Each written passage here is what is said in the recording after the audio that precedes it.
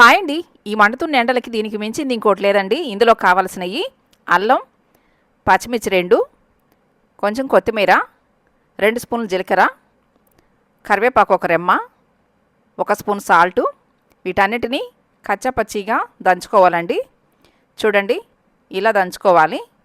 Mixie కూడా వేసుకోవచ్చు. Mixie వేస్తే కొంచెం మెత్తగా అవుతుంది. ఇలా దంచుకుంటే బాగుంటుంది. ఆల్మోస్ట్ అందరికీ తెలిసిందేనండి ఇది.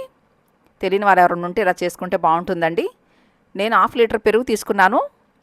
ఇలా సాఫ్ట్గా అయిన తర్వాత లీటరు వాటర్ పోసుకోవాలండి. ఇప్పుడు ఇందులో మనం కచ్చాపచ్చిగా దంచుకున్న ఈ పేస్ట్ వేసుకుని అంతా కలుపుకుని రుచి సరిపడా సాల్ట్ వేసుకోవాలండి. ఇలా అంతా కలుపుకుని ఇప్పుడు ఈ మజ్జిగని 1-2 గంటల పాటు ఇలా నాననివ్వాలండి. మజ్జిగలో ఇవి నానిన తర్వాత ఫిల్టర్ చేసుకుని సర్వ్ చేసుకోవటమేనండి. చాలా చాలా హెల్తీ అండి. మీకు కూడా నచ్చింది కదూ. అయితే మిస్ చేయకుండా లైక్ అండ్ కామెంట్ చేయండి, సబ్స్క్రైబ్ చేయండి నా ఛానల్ని. Thank you for